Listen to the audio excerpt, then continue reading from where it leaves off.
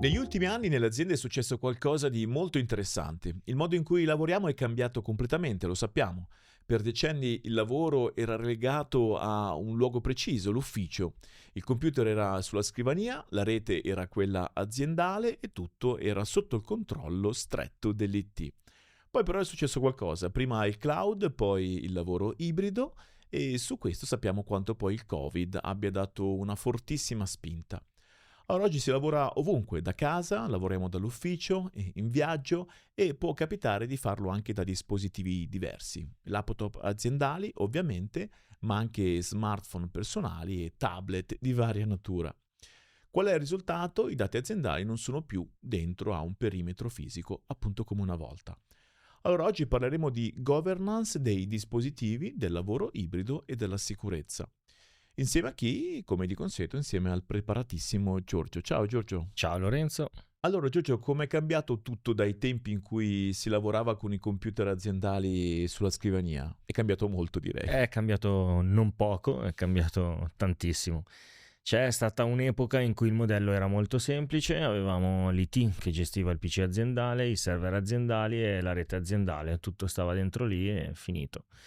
Perché tutto si trovava all'interno del perimetro aziendale, i dispositivi da governare erano pochi, nel senso che avevamo solo PC che era fisicamente sul posto di lavoro e null'altro. Comunque lo avevamo completamente anche controllato da un punto di vista fisico, ce l'avevamo lì. Banalmente per dare supporto bastava recarsi alla scrivania del collega. Certo.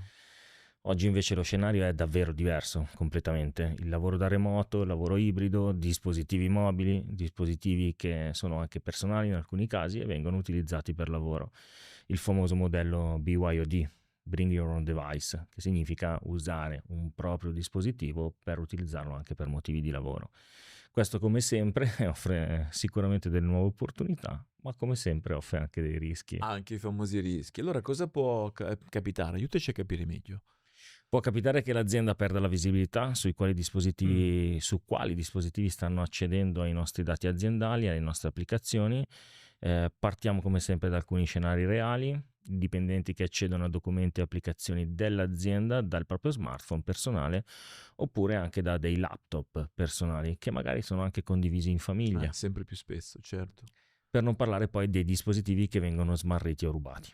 Dietro questi scenari ci sono chiaramente diversi problemi. Uno dei problemi è quello di avere dispositivi non gestiti, quindi se non lo controlla l'IT non sappiamo se è sicuro. Spesso mancano gli aggiornamenti, quindi devono essere applicate quelle famose patch di sicurezza che ogni secondo martedì del mese Microsoft perlomeno ci rilascia, e che vanno a coprire tante vulnerabilità. C'è il tema dell'accesso ai dati aziendali. Il dispositivo personale può contenere comunque delle email, documenti e dati sensibili a questo punto.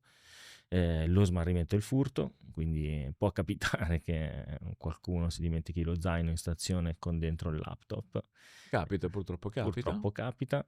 E anche dei temi relativi a quelli che sono accessi non autorizzati. Chiaramente, se il dispositivo non è protetto, qualcuno potrebbe comunque accedere ai dati aziendali, e qui mi preme raccontare quella cosa anche dei dispositivi che sono condivisi in famiglia, perché non è solo un tema di perdere il dispositivo, qualcuno apre il tuo dispositivo e ci leggi dentro dei dati aziendali, ma anche in famiglia potrebbe essere comunque complessa da gestire questa situazione. Certo, quindi allora lo faccio io, ti anticipo ancora una volta, sicuramente oggi parleremo di governance, questa volta appunto dei dispositivi, corretto Giorgio? Esatto, ancora una volta il tema centrale è chiaramente la governance, questa volta la governance del dispositivo. Come sempre, governance non significa bloccare il lavoro delle persone, ormai è diventato il mio mantra, Ormai è il tuo mantra questo Giorgio. ma significa abilitare il lavoro ovunque, quindi essere abilitanti, però in modo sicuro. Possiamo identificare 3 pilastri fondamentali, quindi la gestione dei dispositivi. Il primo passo è sapere quali sono i dispositivi che stanno accedendo ai nostri dati aziendali e ai nostri workload aziendali, quali laptop, quali smartphone, Certo. tablet. La sicurezza dei dispositivi che viene applicata, quindi una volta registrati i dispositivi devono rispettare i criteri di sicurezza che l'azienda ha definito. Il controllo degli accessi è il terzo pilastro. Il dispositivo non sicuro non deve poter accedere ai dati aziendali. Questo è fondamentale chiaramente per una governance dei dispositivi. E ancora una volta, all'atto pratico, come fanno l'azienda a gestire questi suggerimenti che hai dato, questi pilastri? Microsoft ci mette a disposizione un prodotto, Microsoft Intune, che è la piattaforma di endpoint management della soluzione Microsoft 365. Serve a gestire e a proteggere i dispositivi in modo che accedano alle risorse aziendali e siano completamente chiaramente integrati con tutto il contesto della suite Microsoft 365 e il suo ecosistema. Concretamente ci permette di fare tante cose, alcune importanti sono per esempio registrare i dispositivi. Quando un dispositivo viene utilizzato per lavoro deve essere registrato nella piattaforma, perlomeno può essere registrato nella piattaforma.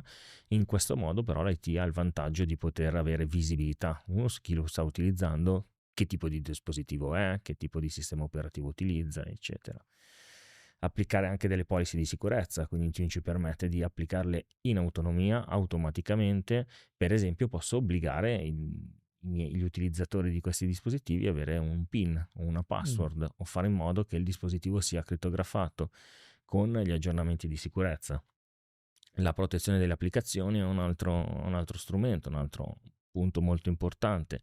Anche se il dispositivo è personale, è possibile proteggere le applicazioni aziendali.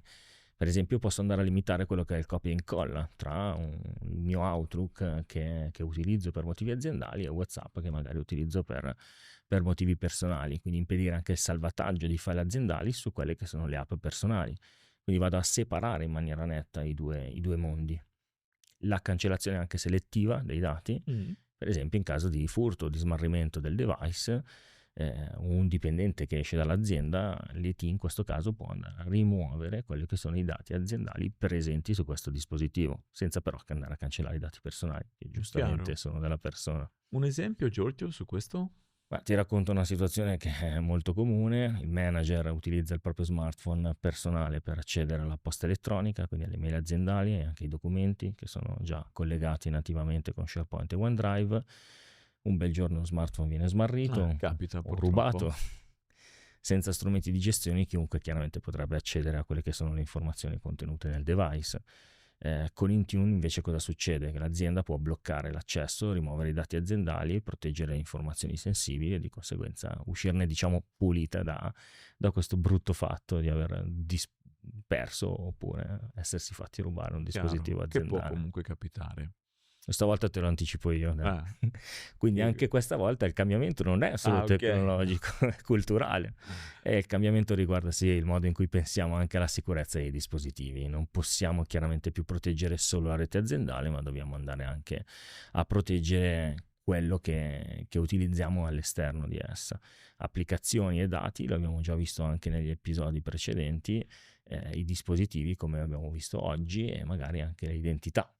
Ok, allora Giorgio, ci portiamo anche a casa anche oggi questa bella riflessione. Il lavoro ibrido, abbiamo capito, non è più un esperimento, lo sappiamo, è diventato un nuovo modo di lavorare che caratterizza tutte le aziende, ma quando il lavoro si sposta ovunque anche la sicurezza deve seguirlo. Non possiamo più proteggere solo l'ufficio, abbiamo capito, non siamo più negli anni 2000, ma dobbiamo proteggere ogni dispositivo che accede ai dati aziendali, ovunque i dispositivi siano.